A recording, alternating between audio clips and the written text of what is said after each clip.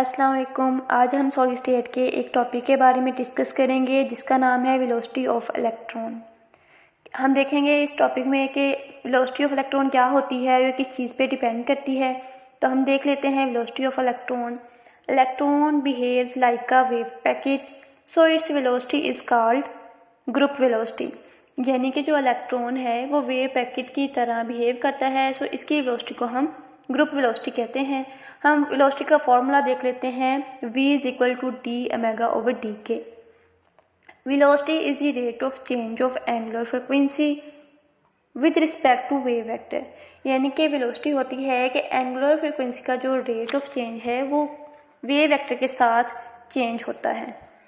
हम देख लेते हैं energy relation. We know E is equal to H cut omega.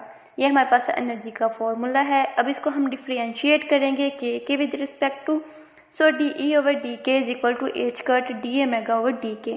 अब एच कट जो है यहाँ पे मल्टीप्लाई हो रहा है तो उस तरफ जाके ये डिवाइड हो जाएगा। डी ओमेगा और डी के हमारे पास जो है वो वी के बराबर है, हमने यहाँ पे पुट कर लिया। अब V is equal to 1 over H cut D E over D K. तो हमारे पास जो फाइनल फार्मूला वेलोसिटी का आ जाता है वो है v is equal to 1 over H cut D E over D k. Velocity depends on how quickly energy change with respect to k. Velocity किस चीज़ पे डिपेंड करती है कि एनर्जी कितनी तेज़ी के साथ के रिस्पेक्ट चेंज होती है।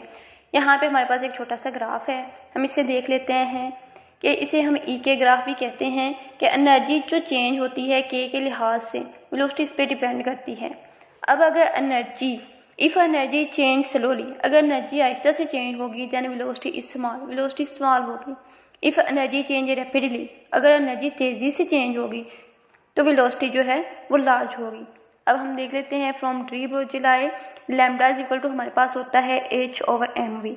अब यहाँ पे क्या है कि एम वी डिवाइड हो रहा है तो उधर जाके ये मल्टीप्लाई हो जाएगा, और दूसरी तरफ लैम्डा यहाँ पे जो है मल्टीप्लाई हो रहा है तो उधर जाके ये डिवाइड हो जाएगा। इस तरीके से M V is equal to H over lambda. अब ये इज इक्वल टू है एच कट के। अब हमारे पास पी इज इक्वल टू होता है एम वी जिसे हम मोमेंटम कहते हैं, और हम यहाँ पे एम वी की जगह इसकी वैल्यू पुट करेंगे यानी पी, तो p is equal to H cut आ जाएगा। एनर्जी ऑफ इलेक्ट्रॉन, हमारे पास जो एनर्जी का फॉर्मूला होता है वो है E is equal to P square over 2m। तो यहाँ पे हम P की जो है वो वैल्यू पुट करेंगे। P इज इक्वल टू हमारे पास है एच कट के, तो यहाँ पे E की वैल्यू आ जाएगी H cut square K square over 2m। अब हम इसे डिफ्रेंशिएट करेंगे तो डी ई इज ओवर 2 आ जाएगा डी के is equal to H cut square over K M. ये किस तरीके से आया कि हमने के लिहाज से इसको जो है डिफ्रेंशिएट किया, तो एच कट्स के और आ जाएगा 2k और नीचे आएगा 2m, 2 के साथ कैंसिल हो जाएगा तो हमारे पास आएगा H cut square k over m। अब हम इसको वेलोसिटी के फॉर्मूले में पुट कर देंगे।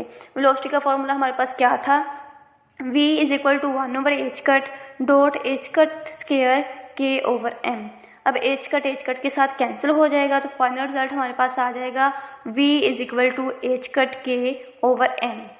So we derived velocity electron using quantum concepts and show that it's depend on energy variation।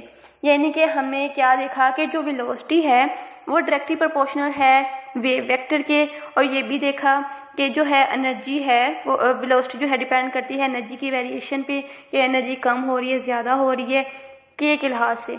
तो यही था हमारा आज का टॉपिक, बहुत ही ईजी था। होप सो आपको समझ आई होगी और बहुत अच्छे से आ गई होगी। Thank you for listening.